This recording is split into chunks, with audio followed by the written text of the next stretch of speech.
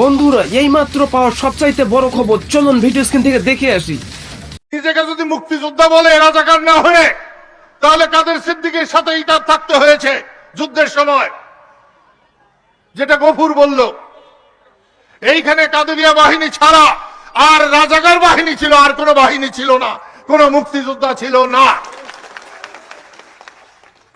গফুর এইমাত্র বলল যে আমি যে বীর প্রতীক হয়েছি, এটাও কাদের সিদ্দিকীর ভূমিকা, অবদান। হ্যাঁ, এটা সত্য কথা। আজকে বহুত নেতা হয়েছে, বহুত বড় বড় কমান্ডার হয়েছে, কিন্তু যুদ্ধের সময় কাদের সিদ্দিকীর কথা ছাড়া গাছের পাতা পড়ে নাই।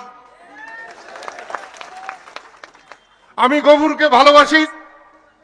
গফুর এখানে দাঁড়িয়ে যে কথাটা বলছে যে তুমি আমার সাথে সাথে থাকবা, এটা সব মিছা কথা, সব মিছা কথা। আমি একটা মুক্তিযোদ্ধারও বলি নাই তুমি আমার সাথে সাথে থাকবা, একজনেও না। এই যে আব্দুল্লাহ বীর প্রতীক বসে আছে, আব্দুল্লাহ বীর প্রতীক, দাঁড়ান একটু।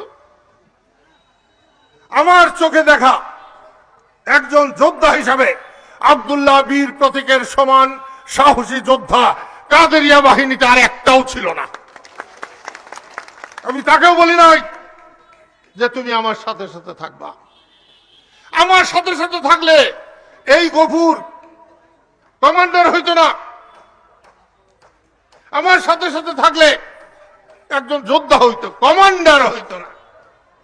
তাই গফুরকে আমি বলি নাই তুমি আমার সাথে সাথেই থাকবা।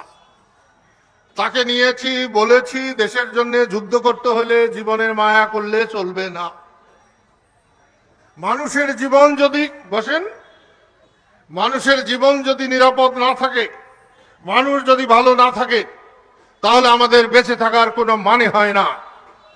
গফুর মুক্তিযুদ্ধের সময় তার ভূমিকার কারণেই বীর প্রতীক খেতাব পেয়েছে।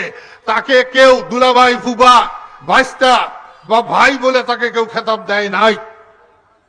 এখন দালালি আছে, এখন পো ধরাধরি আছে, হাত পা ধরাধরি আছে, কিন্তু সে সময় পো ধরাধরি ছিল না।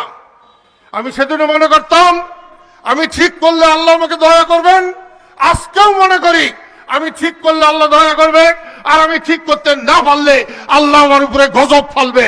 আমি গজব চাই না। আমি উপরে আল্লাহ রসুল ছাড়া আমি এই দুনিয়ায় কাউকে ভয় করি না। আমি আমার মাকে ভালোবাসি, বাবাকে ভালোবাসি, আমার সন্তান সন্ততিদের ভালোবাসি, আমার স্ত্রীকে ভালোবাসি।